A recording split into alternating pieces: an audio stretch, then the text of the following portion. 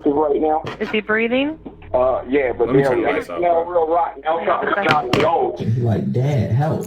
On December 13th, 2019, in Dayton, Ohio, 30-year-old Al McLean makes this 911 call after realizing that his 10-year-old son, Dakota Collins, is unconscious. What's the location of your emergency? Yes, my son is unresponsive right now. Your son is unresponsive? Hold on. Okay, you said your son is unresponsive? Yep. Okay, how old is he? He's a child with a lot of medical issues. So what he do is he'll just not have it. Stop, just for a minute. How old is he? He's 11 years old. Why does that matter? Okay. In 3 days. The following is based on official police records, and some of the footage has never been seen before. And when you say he's unresponsive, is he breathing? Yeah, but barely. We're going to go ahead and start CPR, okay? So keep him laying at where he is, okay? Okay. He got something coming out of his mouth. Oh my God. Okay, what's coming out? What do you think is coming out? I'm not sure what it is. He won't stop at no cost. Okay. You all right? Is he responding to it at all? Is he breathing? It's hard to say. I see his eyes. Okay, and what are his eyes doing? Like, are they moving? Is any part of his body moving? No, he's just still. If you think his mouth is coming out his nose. He's throwing up out his nose now. No. Dispatch then instructs Al to begin CPR, but despite the seriousness of the situation, this is far easier said than done. I'm blowing in his breath, and it smells real rotten in the inside of his stomach. You're going to cover his mouth with your mouth. Go ahead.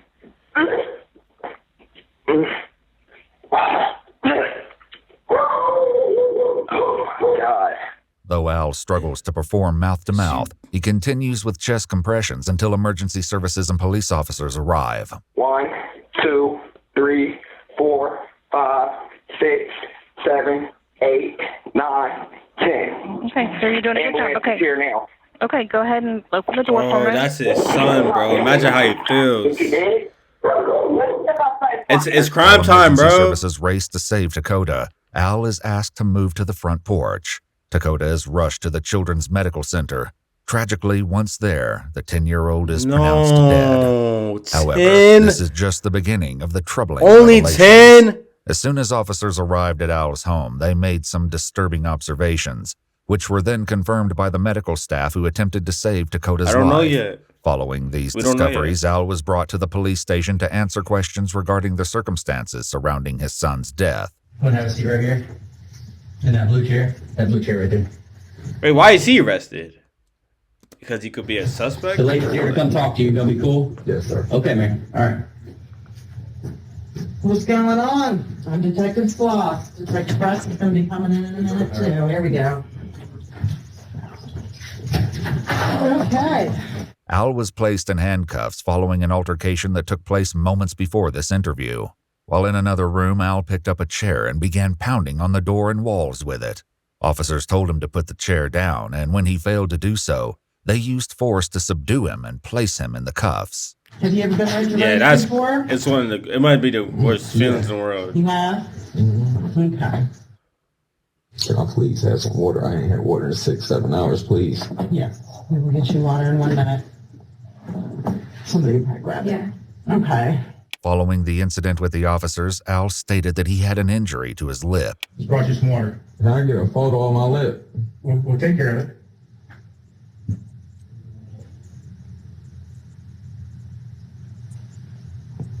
Strength like you drinking on my lip hurting. Get out good. Once Al has had a satisfactory drink, the detective gets down to business. We are going to be interviewing you in regards to the crime of a homicide.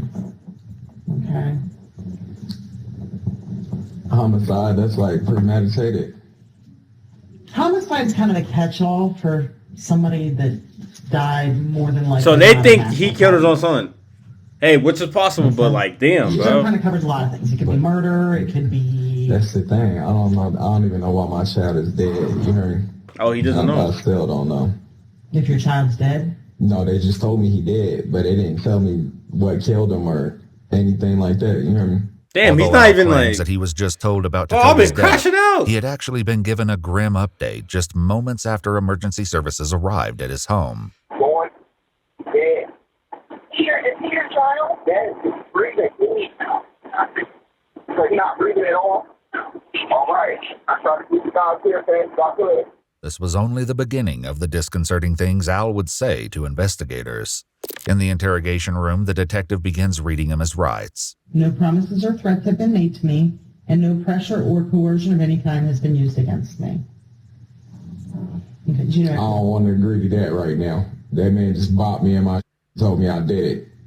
So I feel that was pressure right there. I wanted to speak immediately. You what? I said, I feel like he pressured me. Okay. But are you wanting to talk to us now? You have that right. Yes, I do. Al eventually agrees to waive his rights, and the detective begins by addressing one of the first things officers and emergency services noticed about Dakota. First of all, he had marks all over his body. It's every day. Now, sometime I had to spank his behind just to prevent him from hurting himself. This boy jumped out the window before. Just straight out the window. There is no stopping him. I'm afraid. I've been telling people I was afraid, but at the same time, it was nothing I can do. And I mean, I can understand the fact that he had marks all over his body. You'd be surprised just to sit there and watch him do it. Or just to see there and you could just be like, stop, or no, or don't, and he's gonna whack, he's gonna bam, he's gonna jump, he's gonna flip. Yeah, he was definitely hitting on this kid. But not, he would kick him like that, you know what I mean? And kick him all kind of ways in the corner. Al will explain these odd claims in greater detail shortly, but for now the detectives establish who else lived in the home. The house was actually owned by Al's girlfriend, 30-year-old Amanda Hinsey, who lived there along with her sister, 27-year-old Jennifer Jenny Ebert, and Al's 3-year-old brother. Al and Amanda began raising Al's younger brother when his mother was no longer able to care for him. Neither Amanda nor Jenny were Dakota's mother, but both would eventually speak with authorities and add twisted layers to this already troubling case. I had to just send Dakota upstairs. It must have done some bullshit to him. It was fine. It wasn't, it was perfect, actually. When he went up there, it didn't stink. He had bed, he had clothes, he had everything. Okay. All right. I just want to say, I don't know financial status, this, but what is this? Okay, I don't want to make fun of them because I don't know how much money they were making, but the mattress looks dirty. This shit looked dirty. Is that a pool inside the house? The AC looked dirty. What? It looked like a trap house. This is the point that I'm trying to make as a parent. This how far they go. Like, I can't get a boy a blanket. Because if I give him a blanket, now he has marks all over his body from him pissing on himself and wrapping around his own blanket. Investigators would soon take a closer look at Dakota's living situation, and what they find couldn't be further from Al's description of perfect. Anytime that I put my hands on him, it was the key. Nah, that's unacceptable. That's the type of house that gives me goosebumps. Shit like a contract something. Oh God, bro. It looked like you could get like every type of sickness From hurting himself. And I mean, far as I wouldn't beat him with anything, I would just grab him and like, hey, enough's enough, like arms behind your back, like the police do, you know what I mean? It was never punch you in the eye or slam you or, you know what I mean? Never tried to do nothing out the way to him just to keep him from hurting himself. Already, Al has packed his interview with a lot of information and disturbing claims. Seeking a clearer understanding of what was going on, investigators brought Al's girlfriend Amanda in to speak with them. Did they say how he died? What happened? They didn't talk. That's why we want to talk to you. If I sign it, do I still have the right to a lawyer? Yeah, if you want a lawyer, you can, like I said, you Hold on, can stop at any time. You request an attorney. After clarifying, Amanda agrees Gotta to get my speak whistle. with them, but has one more question before they begin. Can And you tell me where my sister's at? yeah, she's we just put her in She's a different room. bipolar and ADHD and depression, and she's not all there. She's got a learning disability, so I'm not sure she's alright. She's not all there. Like She has a learning disability. She doesn't talk much. she doesn't talk much. She's never had a job. I kind of take care of her. Tell me about Dakota. What about him? Like, with him? I mean, just kind of tell me about him. I don't know anything about him. Well, when we first got together, he was fighting for custody of him in Wisconsin. That's how we met. He got overnight visits with him, and he was a good kid. Bounced around foster home to foster home. Then after probably a few years, after we got custody, we moved here in 2014. He went to school at Horseman. He had a lot of behavior problems. He hurt me with a knife one time. So. Huh? A 10-year-old kid? No, they gotta be teaching this kid something, bro. Took all the knives away. Let me ask you this. He stayed upstairs? Did he stay up there? He stayed up there, right? When you were talking about him pooping and peeing and everything up there? Yeah. Like, locked up there? No, we never locked him up there. Despite this claim, Al and Amanda don't appear to be on the same page when it comes to what went on in the attic. So who goes in the upstairs? No, we leave it locked. Because it leaked. They locked their kid in the attic? Yo, terrible freaking parents. No, it's off limits. So why is there urine and stuff up there? What? Sometimes. And pee in buckets? You guys train your dog to pee in buckets? There's no buckets up there. Yeah, there's a swimming urine in there. There shouldn't be no buckets in there. In the attic, investigators found a small, barren room that smelled strongly of urine and feces. That would make sense. There were no working lights, but there was a Bro, bucket. how is this even a house? Bro. The pools Amanda mentioned, and a yellow stool with 2 of the legs missing. This stool would become sickeningly relevant as Al's interrogation continued. Investigators also noted there was what appeared to be blood smeared on the attic walls, a large clear plastic tarp, and a shower curtain that both appeared to have feces all over them. Ew! And a green cot that resembled a lawn chair. It was later determined that this... Don't tell me that was his bed! Bro. Now, I don't know how much money these people are making, but bro, come on, bro. Dakota's bed. Curiously, investigators noticed right away that the home was filled with images of Al, Amanda, Jenny, and Al's little brother, but not one picture showed Dakota. Oh, they were neglecting him. While these discoveries were unsettling, they were nothing compared to what Al would eventually reveal. But the thing is, like, when I did have counselors speak to him, he would play them so slick to the point where it'd be like, he was all good and golden. Like they bro, he's 10 years old. Yeah. You know what I mean? For me to tell somebody that he's getting it in like that, and he didn't have to do it. It's not something that we forced upon him or anything like that. Like if I would give him ice cream and a couple cigarettes, not that I ever gave him any, but just speaking in general, like he would do anything in the world. You know what I mean? Anything in the world that you ask him, only when he get his way. He was a bully. Even during the 911 He's call, 10 years his son old! lay unresponsive in front of him. Al made similar remarks to the dispatcher. You said he has medical history. What kind of medical history does he have? Just mental behavior. See, he just hurts himself all the time. Okay. He wake up, don't get his way, slam his head, eat it. Okay, I understand. Okay. It never ends. He got suspended, so where's he going to school? He was going to Horseman. He's been homeschooled for the last 2 years. Who's homeschooling him? I was. Yep. Why do you have to think about that? My lip hurt. I'm just like, I've been up for 3 days. As I'm telling you, I still haven't took a nap, been to sleep.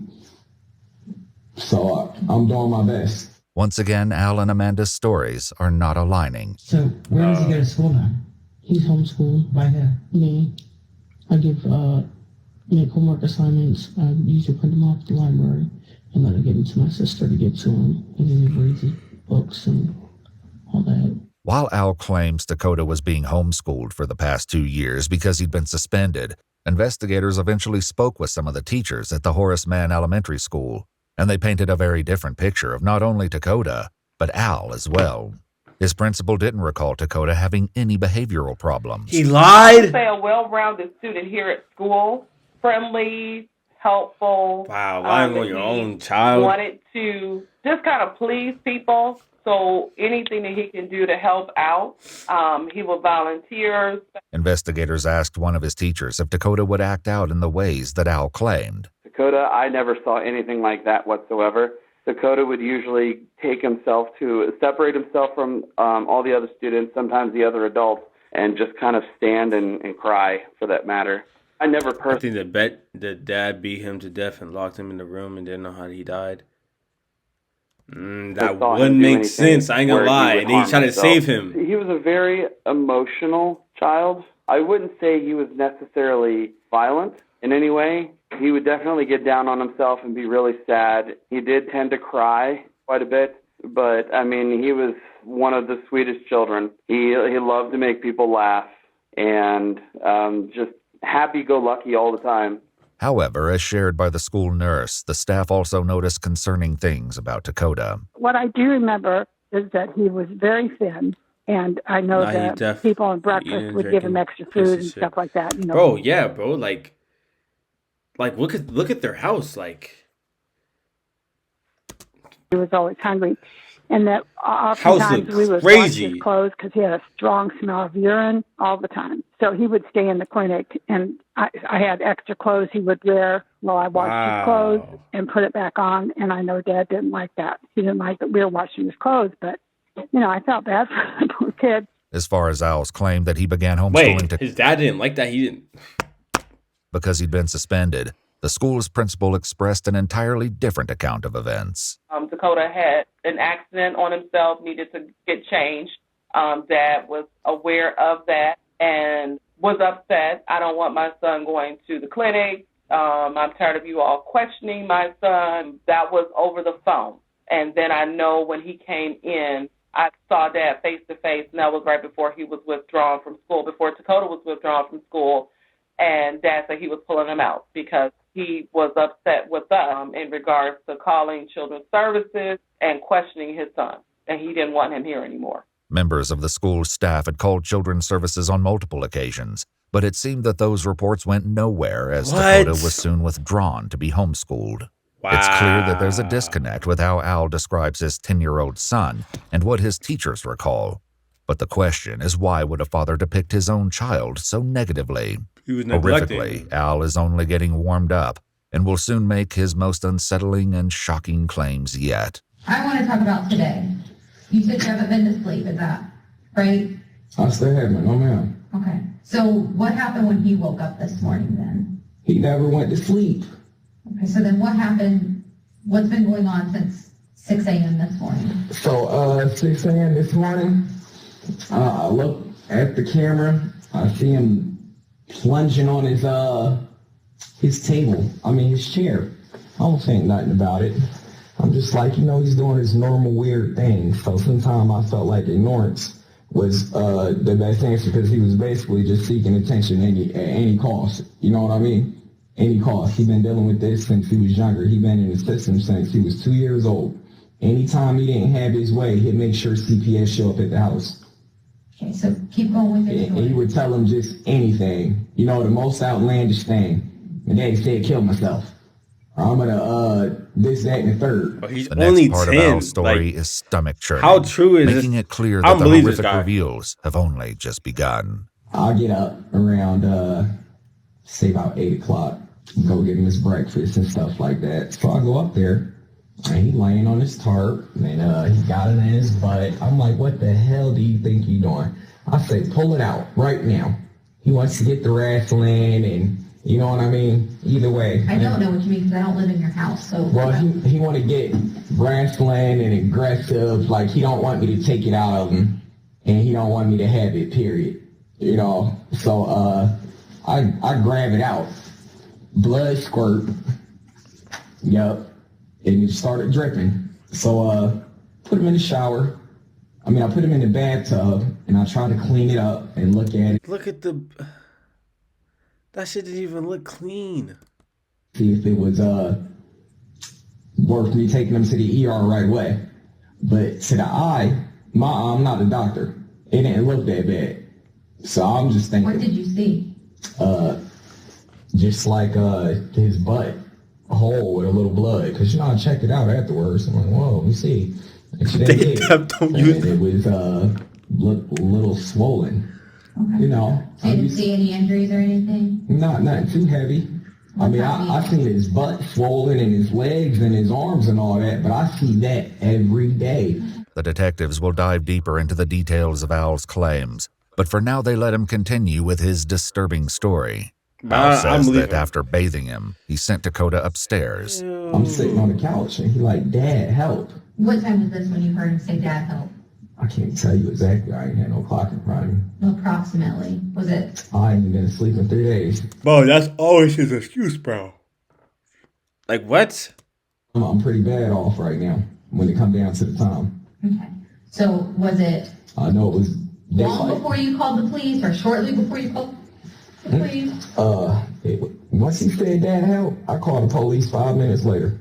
Okay. Less than that. Okay. Just So enough to rinse him off. He's upstairs and he says, Dad, help. Yep. And you come downstairs, you come upstairs? Yep. And what happens when you're upstairs? He's talking to you. He calls for help. Yep. He was talking to me. And then he just quit talking to me. And upstairs? Yep. But he was doing like this. Like, help. So I go up there to help him out. And he got some stuff coming out of his mouth. You know what I mean? On my head, I'm thinking it all automatically. Al then describes helping Dakota down the stairs to go back into the bathroom. Is he still talking? No, not much. So but he's still moving. His eyes is looking at me. He's doing his normal thing. His eyes are looking at you? Mm-hmm. Okay, what's his normal thing? Just the freak out that I was telling you about. The freak show. Okay. You know what I mean? Chilling up my nephews. This only happens when he's out a lot of options. Did he have his clothes? Did he have clothes on? This nigga probably making up a story as we speak. Yeah, has to. He didn't have no clothes on. And the reason I didn't give him no clothes is because if I give him clothes, he's going to spoil them right away. Amanda is also asked about the issue of Dakota's clothing. What clothes does he wear? He had jeans and khaki pants and t-shirts. I had to throw 99% of them out. What did he have left? He only had a couple pairs left until I got him some more. They were in his room. And the room where all the toddler clothes were? Yes. Last time I checked, he doesn't wear toddler size. I kept all the clothes there. Yet when investigators finished with a thorough search of the house, they didn't find any clothing that would have fit Dakota. Oh! As upsetting as this is, it's only the tip of the iceberg when it comes to the horror that Dakota... This innocent kid. You telling me this kid was... Wow, bro. I'll ask parents. So, I just wanted to make sure, before I wasted the authorities' time, that he was not playing around. So I'm like, it is normal. You feel me? Because usually I could be like, you stop right now.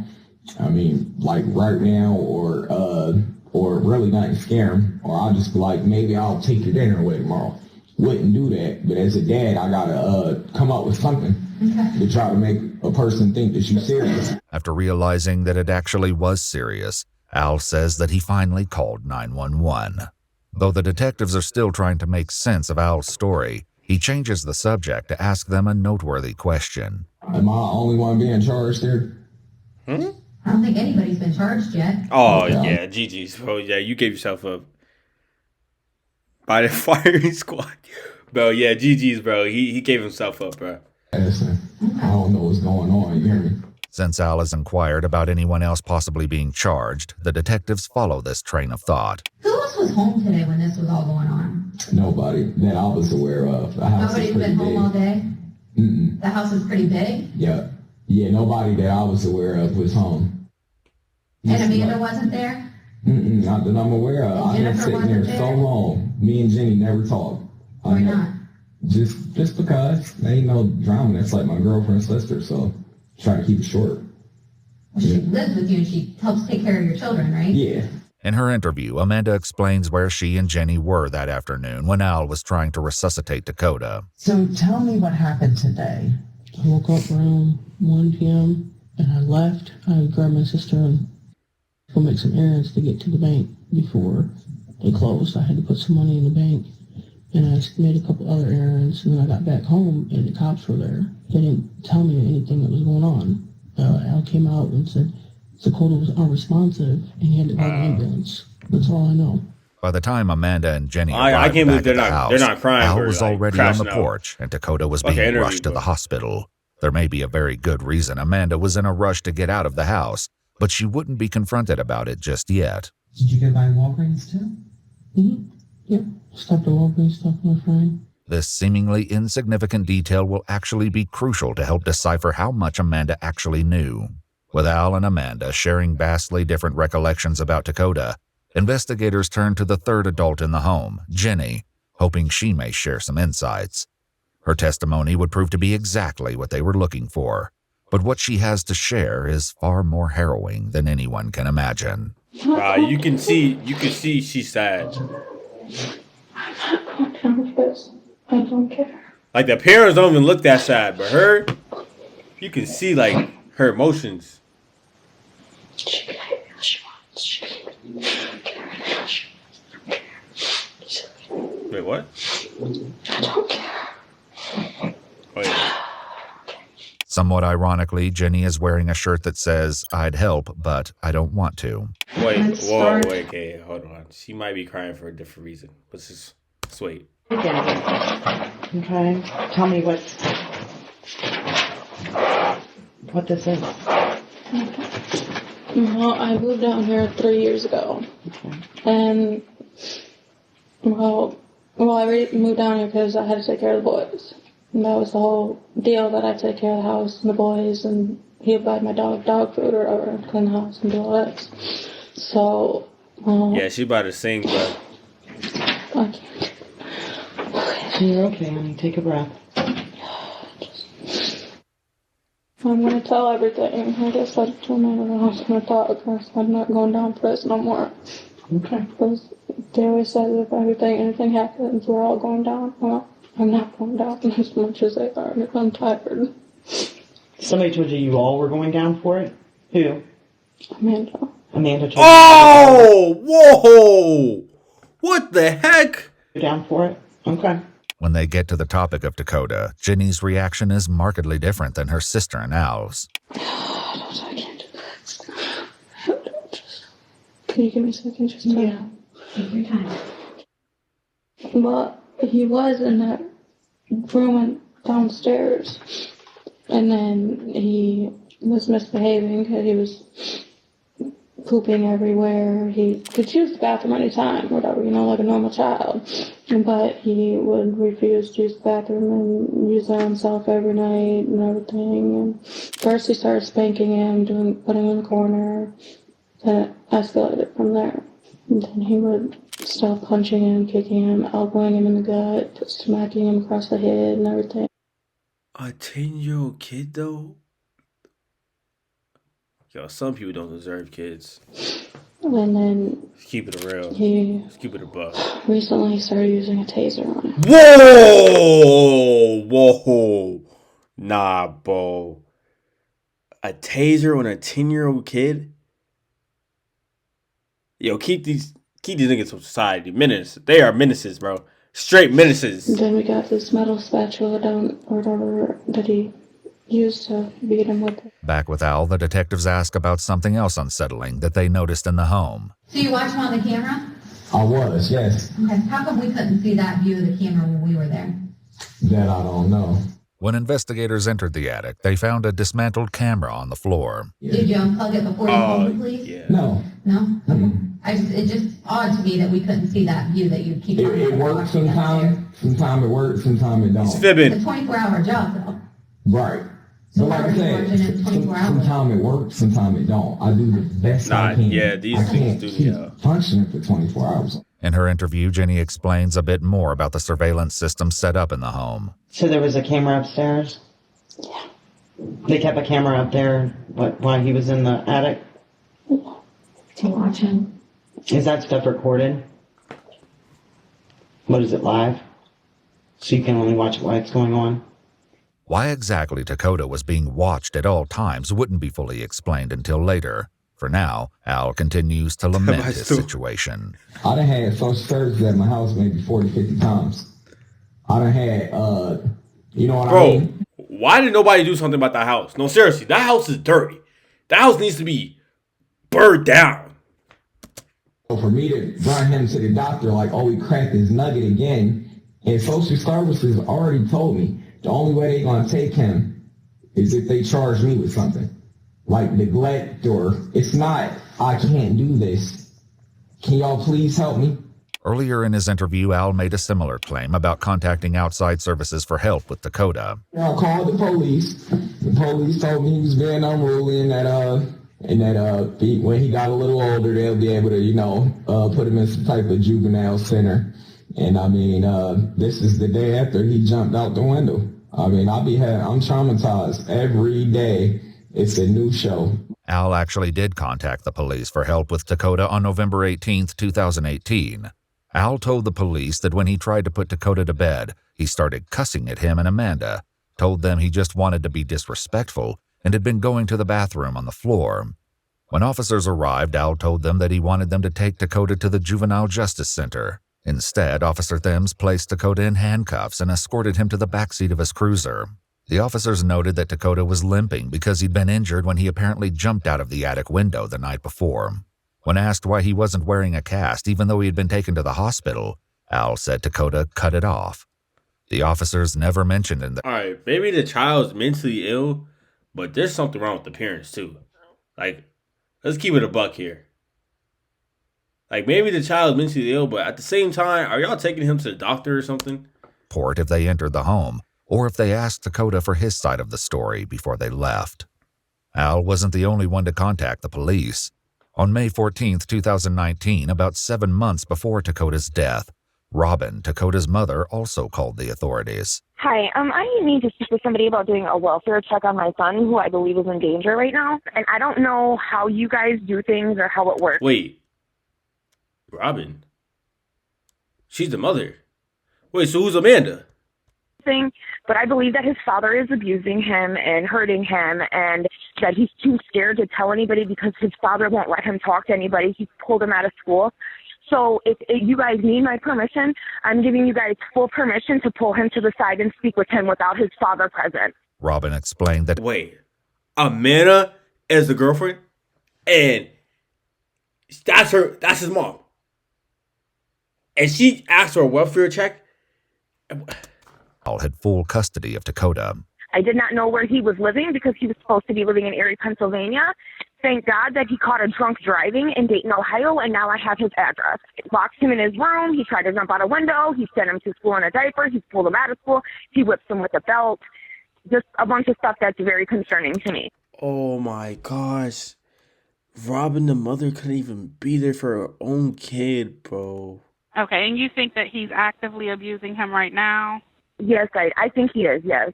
Okay. I definitely do. Just the way that he's talking to him on the phone, telling him how angry he is with him and how if I don't come and get him, something's going to happen and he's going to take him to a group home and drop him off. And what? How when he acts up, how he disciplines him with a belt and he'll lock him in the room and just very demeaning and very vulgar. I don't really know if he's telling the truth or not. But even if he's not, I would feel much better knowing that a police officer pulled my son to the side and talked to him one-on-one to make sure that nothing is going on.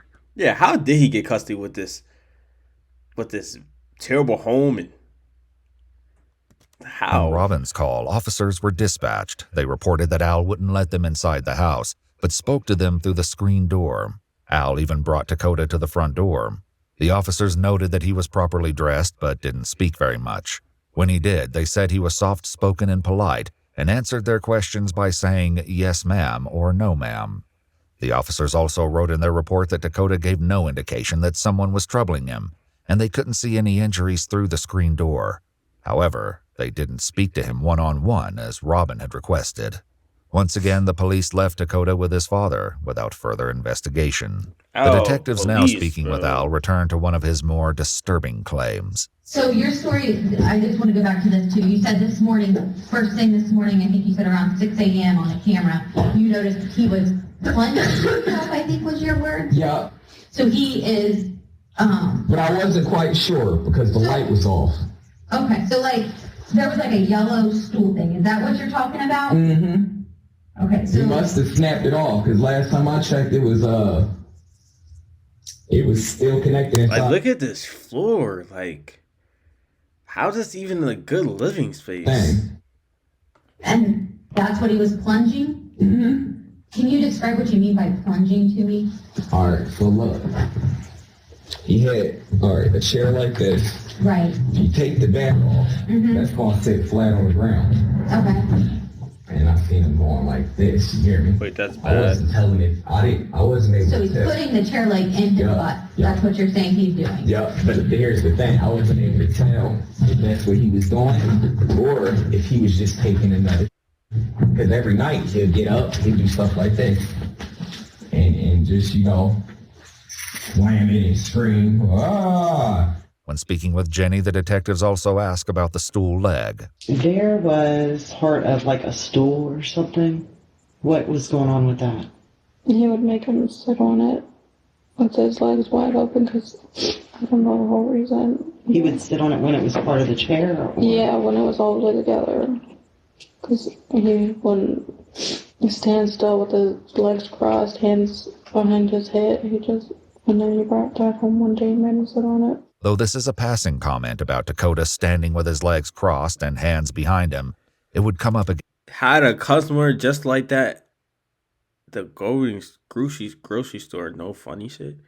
You had a customer. Later, for the time What being, do you mean, just like they focused on finding out more about the stool leg. Did you see Al with this, like one of the legs today? He hid it behind the dresser in the living room. A part of it, and then the other one was in the sink in the bathroom. Investigators found the two broken stool legs, one behind the TV and the other in a laundry basket outside the bathroom. So how far in was it? I can't say. That's the thing. I don't know. You don't know? Because I ripped it out so quick. Okay.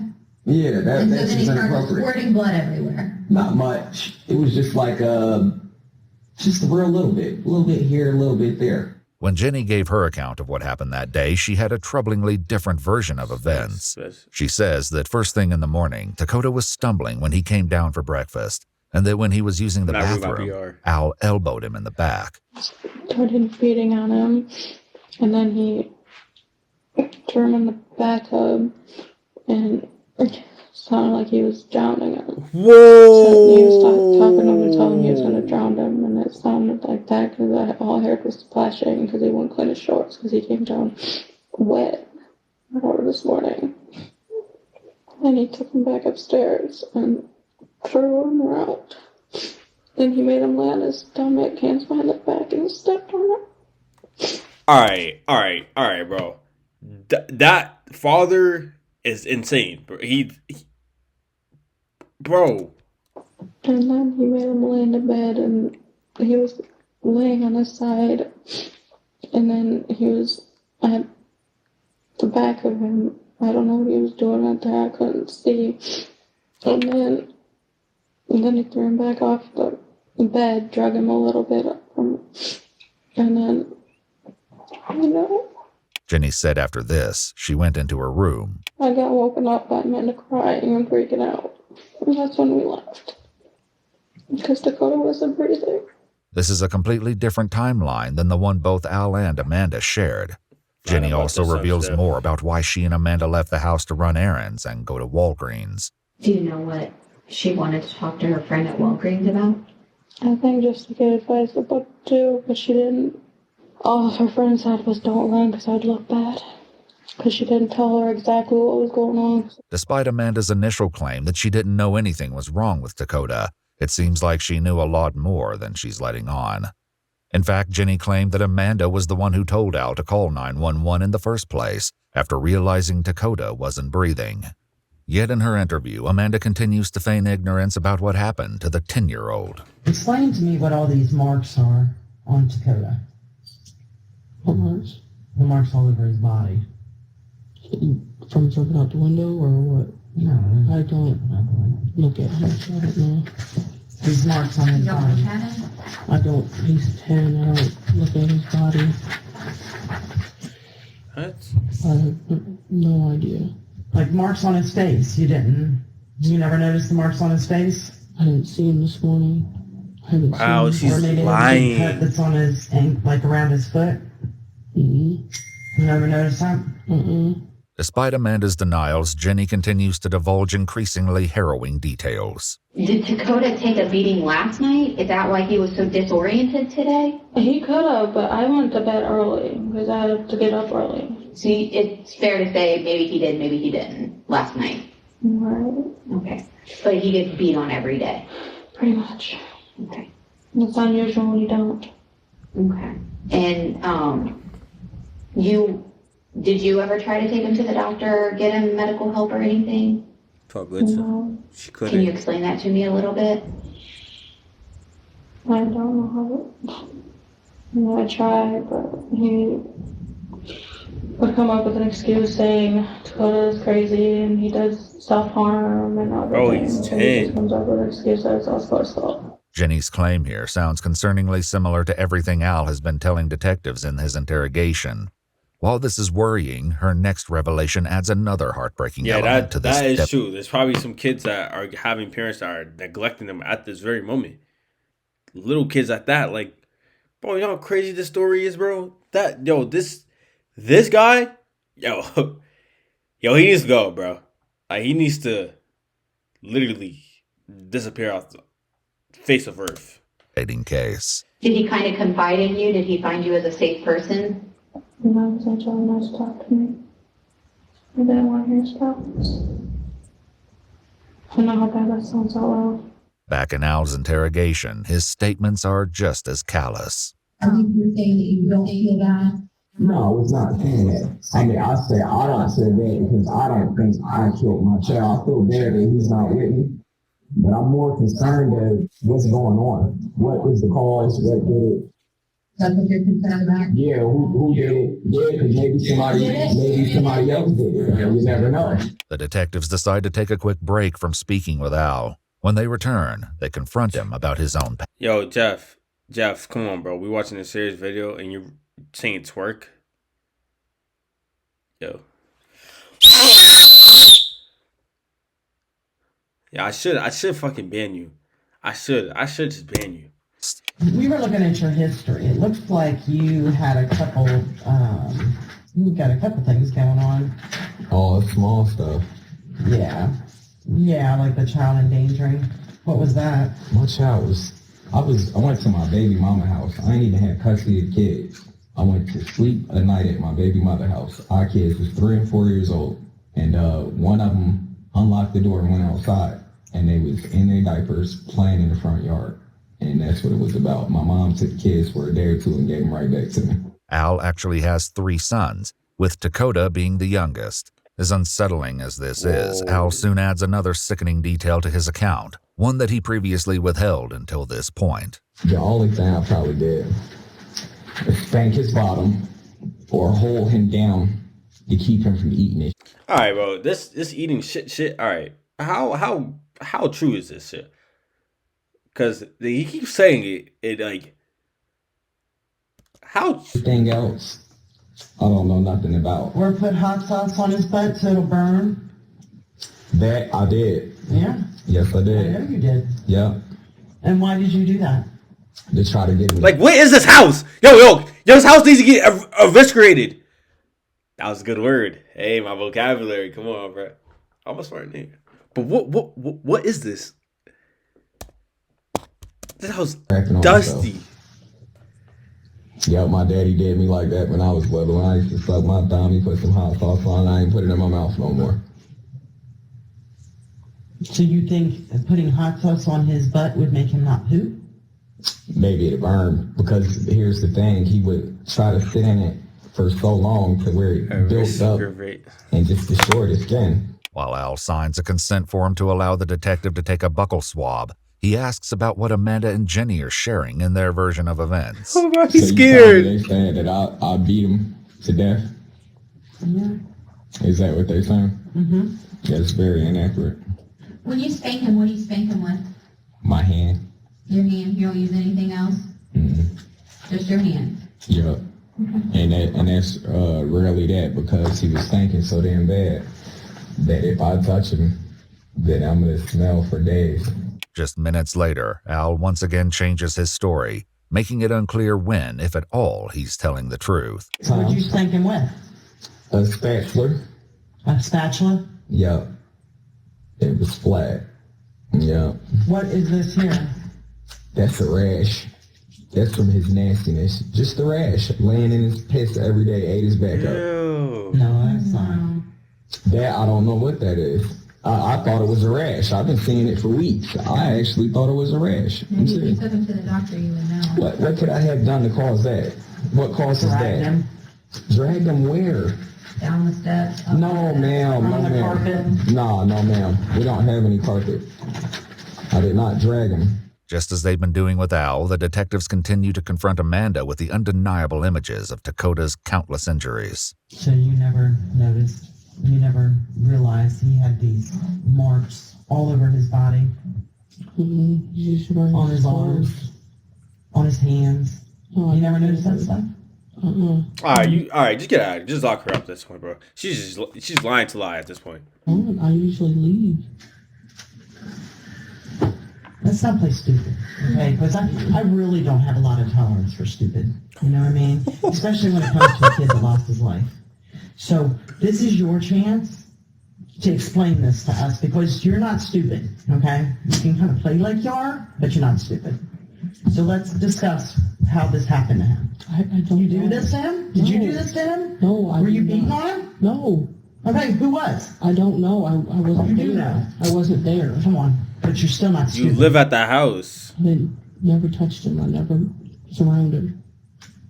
How about you homeschooled him? Yeah. You didn't talk to him? Barely ever. You never noticed that this kid was probably miserable his entire 10 years, or at least the time that this has been going on, because this didn't just happen. Though Amanda isn't providing any answers, in her interview, her sister Jenny is clarifying some of the details Al and Amanda didn't agree on. So he did pretty much stay up in the attic, though? Did he get locked in that room a lot? Yes. The only time he came down was just for the bathroom. There's actually more to this piece of the story, but Jenny wouldn't explain it just yet. When she does, it sheds an entirely new light on the horrendous conditions Dakota lived in. Perhaps without realizing it, Jenny also clarified the reason behind one of the more disturbing accusations Al made about Dakota's behavior. I guess one night he was pooping upstairs and he ate it. So I don't know what was the deal with all that. Like he would have gotten in trouble if he had If there was, with it? yeah, he would beat him. So he ate it? Yeah. How do you know he ate it? You saw him? I guess that's what they said. What he said. What's called? Oh, they had to be lying about that stuff. So Huh? he eats it. Yeah. While Al and Jenny have That's so slowly disgusting. been painting an appalling picture of Dakota's daily suffering, Amanda has been less than helpful. In her interview, things are about to take a turn. So let's get back to this. So today a 10-year-old who was going to be 11 very soon, is that correct? Stacy. Lost his life. Somehow. And has marks all over him that couldn't be self-inflicted. So I'd like to know how that happened. Please. With Amanda refusing to speak, the yeah. investigators have Al run through the day's events once more. And this time around, he includes new unsettling details about the second time he brought Dakota to the bathroom. And he was in the water going like this and, you know what I mean, shaking and jumping, but I didn't have to hold him down or dunk him in the water, you know. So he was laying on his side doing this. I'm thinking he's just putting on the show again, you know what I mean? He puts on a show like he's having a seizure? Oh, yeah. 24/7. Like this. Oh, whoa.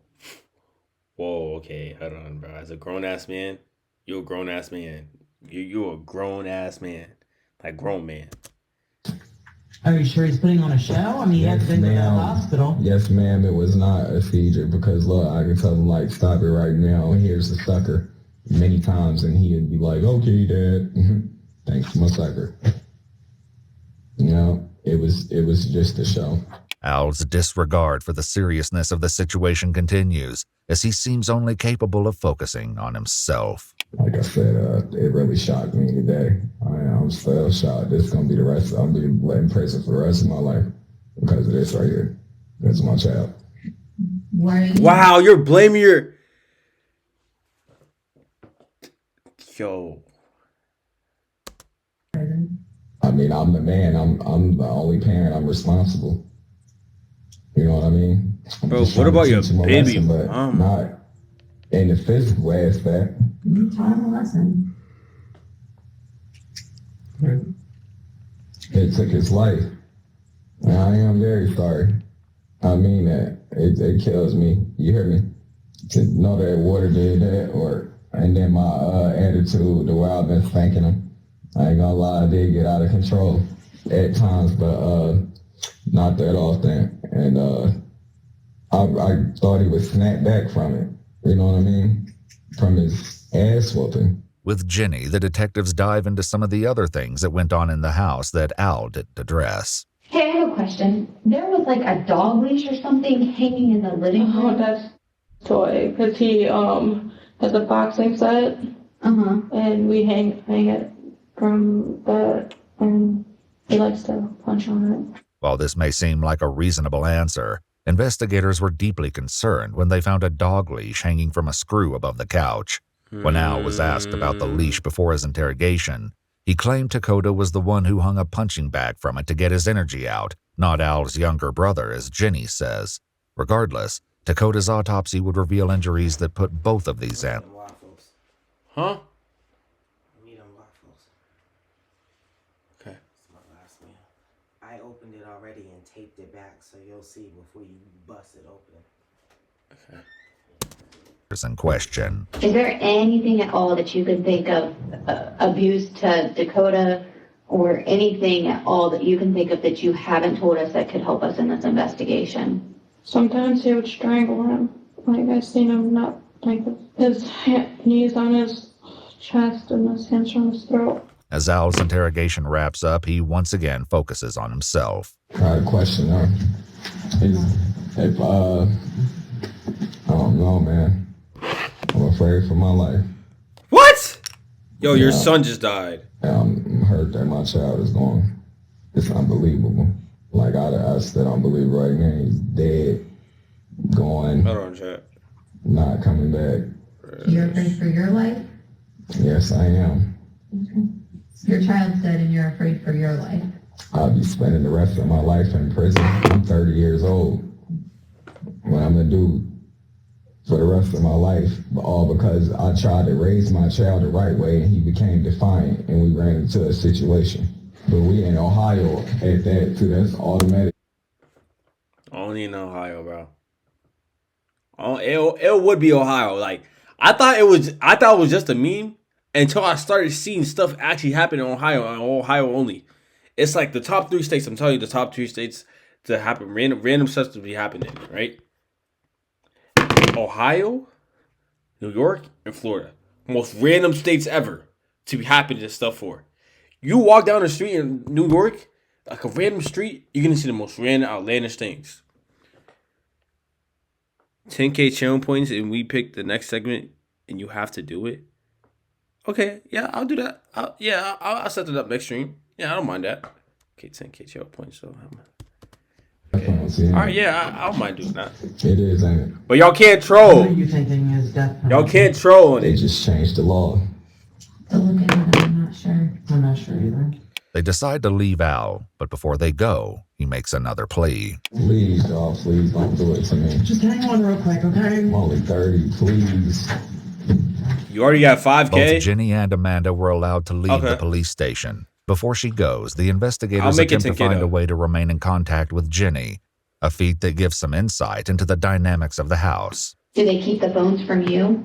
Yeah, I'm not allowed to have a phone. The internet or She's not allowed to have a phone. She's a grown-ass woman. Why is that? You're a grown-ass woman. Oh, hey! Because apparently I tell too many secrets. Is that what they said? Pretty much that I can't keep my mouth shut. Though she doesn't have a phone, Ginny promises to stay in contact with the detectives as the investigation continues, and she'll soon reveal even more unthinkable tortures that Dakota endured. Before Al is taken to jail, investigators make sure to photograph the injury he sustained when officers had to restrain him earlier. Al, go ahead and stand up real quick for me. In case that won't. Yeah, turn around, face me. Okay. I just smiling. Ew. I smiling like that.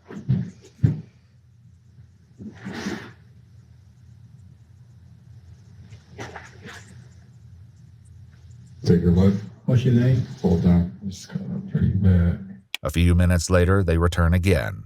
All right, man. Go stand up. Put your hands behind your back.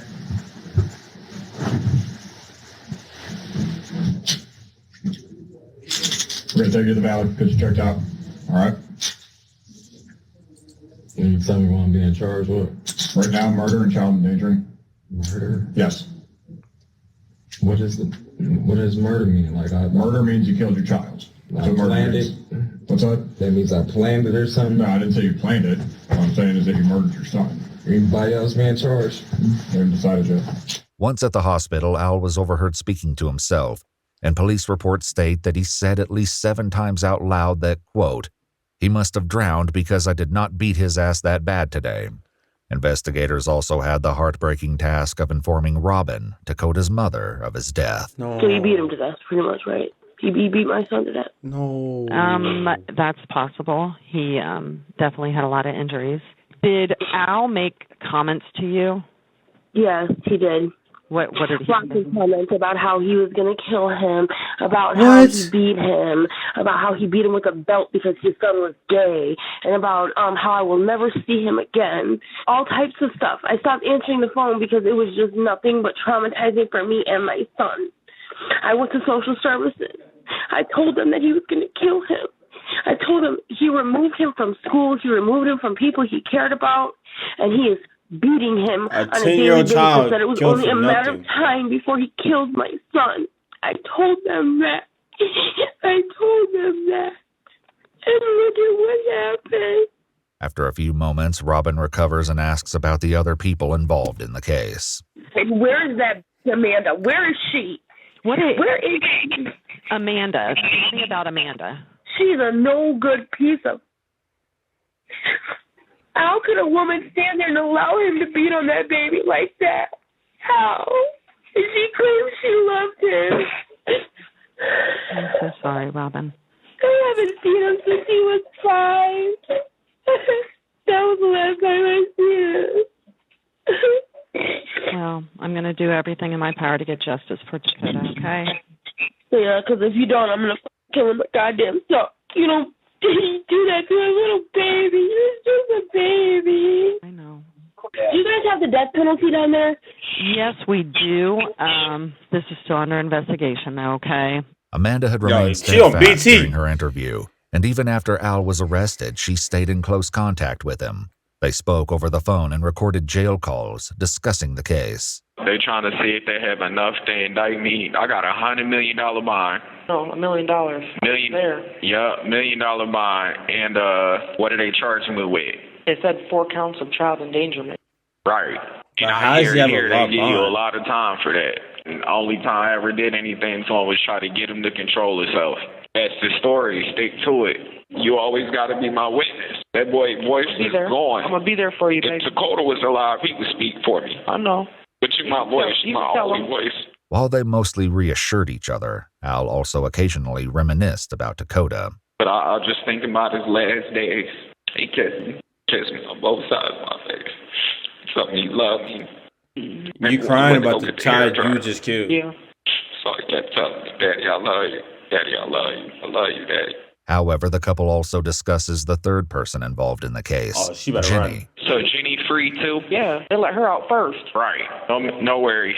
You hear me? Like I said, just you make sure you inform somebody of that girl's mental condition. I told them that she's got bipolar and ADHD, and when they put her on the stand Monday, she's not going to be able to handle it. Right. She's too crazy. Right. I'm already hit. This wasn't the only time they discussed Jenny. It seems they learned she had shared far more than they did with police. During another call, they attempt to speak in code. So Jenny says she's trying to take me down, huh? But yep, that dog don't shut up. Got to go. So try to tame it the best you can. I've been every day telling that dog to stop barking. Right. It won't stop. Just bark over me. Oh yeah?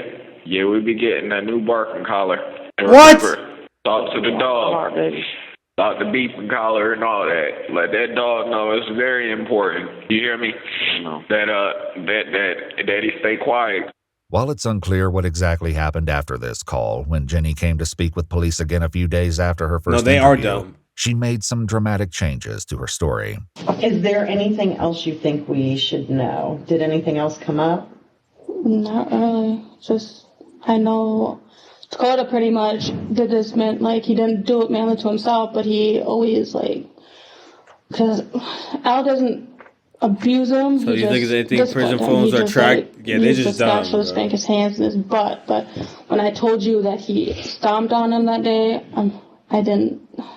Okay, let me stop you real quick. I know that Amanda's manipulating you. She is not. No, yes, she is not. No, she's not. I'm telling you what is going on. Why would Amanda tell me things to say? Because your story has consistently changed every time. Yeah, it could, but I could remember some stuff too. Jennifer, Amanda is our sister. She's actually a good person. We had conversations between Al and Amanda where they're telling you that you're a dog and that you need to get that dog to shut the f*** up. Yes, because if that dog talks, that dog's going to get pounded. All right? We have a jail call. So all you're doing right now is you're lying for two individuals that physically abused a child for years. That's what's happening. And I think she probably still mentally abuses you, and I'm not okay with it. Okay? What can we do to help you, Jennifer?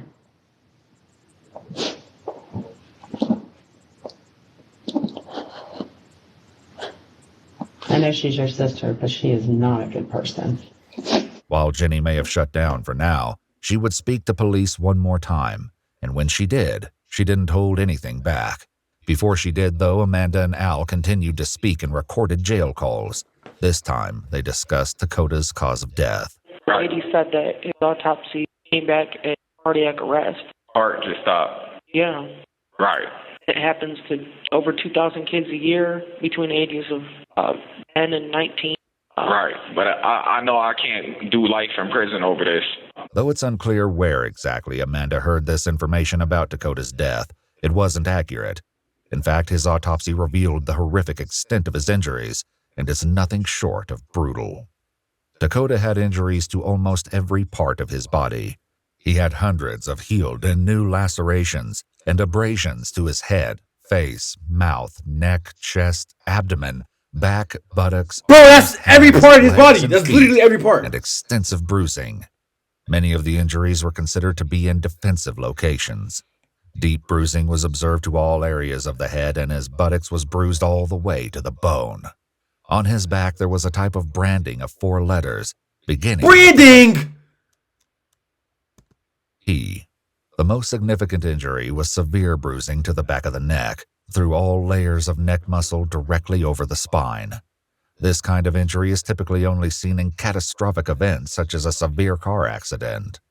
Dakota's cause of death was listed as multiple blunt force trauma in combination with compressive asphyxia and water submersion. By the time Jenny came in for her third interview, she was once again ready to speak. This time, she revealed more details about something she only mentioned in passing previously, the strange positions Dakota had to stand in. She stated that the surveillance system was set up so that they could watch Dakota all day, because Al forced him to stand in specific punishment positions the entire time he was upstairs. I'm going to get up and show you stuff that Dakota's supposed to do. So he's supposed to stand like this, with his sometimes hands behind his head, sometimes behind his back. So if he goes like this, or like just uncrosses them, and freaks out. And then I know this is going to be weird, but another thing, he's supposed to go like this, and he's supposed to bend over, just like this, and then have his hands spread out like that. So, yeah, and if he's not doing that, I have to tell Al, and that's like all the time while he's up there, so he's not touching anything? Yeah. So for like hours, he's supposed to be doing that? Hours? 7 in the morning till about sometimes 3, 4 in the morning. So almost 24 hours. Well, 20 hours, essentially. That he's just supposed to stand there either with his legs crossed and over? Yeah. What's the point of that? I guess that was supposed to make him start listening, get things through his head that he's... Bro, that's like mentally... going to the bathroom on himself, I don't know. As truly horrifying as this new information is, Jenny made another shocking claim. He just likes getting into trouble is what he always said. Who always said? Dakota. He always been like that ever since, I don't know how long, but he always said he just likes getting into trouble. Is this your way of thinking where he was acting up, or is this what Al says? Like he keeps acting up. Like where are you getting that that's acting out for him? That's what Dakota always says. Dakota would say what? I'm that sorry. he does it just to get his beatings, and he just, I guess he always, I don't know, he just always said that he... When did he say that? I always ask him why he does it, and he always says, because I like getting my beatings, I just, stuff like that. You heard him say that? This story's so sad. Said that, or when I asked him. Following this interview, both Amanda and Jenny were arrested for child endangerment. Despite now being behind bars, Amanda still found a way to continue communicating with Al. During a jail call with her mother, Amanda set up how they would stay in contact. I ain't been on the kiosk yet. As soon as I get on there, I'm going to send a message for you to send to him. Amanda sent her mother messages intended for Al, who would then pass them to Al. When he replied, Amanda's mother would send them back to her daughter. That way, they were able to stay in contact when they weren't supposed to. They were able to keep this up for a few months before Amanda's mom was warned that she would lose communication with her daughters if she continued. However, Amanda wasn't the only person Al spoke to while behind bars. One of his friends also called him. Yeah, everywhere I go, they're going to try to kill me, bro. Yeah. It's hard, bro. I know, bro. I feel for you, man. You about to have a hard day, bro. Yeah, even in the state, bro, it's going to be bad. Yeah, it's going to, man. Yeah, prepare yourself for this. It ain't nothing like this, though, huh? Nah, once you get to the joint, Bro, man. What are these cages for? Did they have a dog? Did they mention a dog there? There's no dog at this house, right? So what are these cages exactly for? Man, I hope you beat the case, but it's not looking like you going to. You hear me? Man, you going straight to Madison. You're gonna be in the blue suit. Then you label a sex offender for the rest of your life, man. I'm not even worried about that. They talking about giving me life. I know. You hear me? Yeah. But then you got, man, you, Amanda, and Jenny. They turned against you, bro. They about to be co-defendants against you, bro. You know that, don't you? I mean, I can't speak on that type of situation. Yeah, it's already out there talking about you did this, you did that, you the one doing this. They terrified of you. You hear me? That's what they saying. Yeah, that's what the real girl's saying. But they trying to get out of this. You know what I'm saying? It seems Al's friend was at least partially correct about Jenny and Amanda speaking with police, as Amanda discussed with her mom in a recorded jail call. I got a message from my lawyer. Yeah? Yeah, it's ridiculous. They're trying to say that I'm basically between Jenny and Al, and that Jenny, I don't know how we worded it, like mine is higher than Jenny's or something, which is ridiculous because Jenny was there all the time. Why not? And Jenny just pleaded out today. Today she went to court? I don't know if she made a plea deal. And so now with her making a plea deal and they're trying to say I'm higher than her, mine's going to look worse. Amanda and Jenny's mom even spoke with investigators about her daughter's situation. She says she will not testify against him because she loves him so much. Well, he needs to wake up. No, I think that she's going to learn things about Al that she may not know. You know, Al wasn't all just about Amanda, you know, and unfortunately, I think it was a lot more one way. While it isn't clear what changed her mind, Amanda didn't stay loyal to Al. Just like her sister, she eventually attempted to make a deal with the prosecutor. So now they're trying to say that they don't want to offer me a deal, and I don't know. No, maybe we can work something out. Oh, no. So, like, that's not fair. Now you want to deal? I should have told myself I was in an abuse relationship for years. If I got witnesses, every time I tried to leave, he threatened me and my family. And I mean, I know you still love him, but there's nothing there. yeah, I know, but now Jenny gets a deal, and I'm stuck going to prison for being in a relationship. Despite Amanda's attempts to make a deal to lessen her sentence, she eventually pled guilty to involuntary manslaughter and 2 counts of child endangerment and was sentenced to a minimum of 22 years in prison. Amanda later appealed her sentence, but will remain behind bars until at least 2041. Yeah, get her out. Jenny also pleaded guilty to involuntary manslaughter and child endangerment, but because she cooperated with investigators, she was sentenced to at least 8 years in prison. Damn. Al McLean pleaded guilty to murder, kidnapping, rape, and child endangerment. He was sentenced to 51 years to life in prison. Yeah, keep that away from society.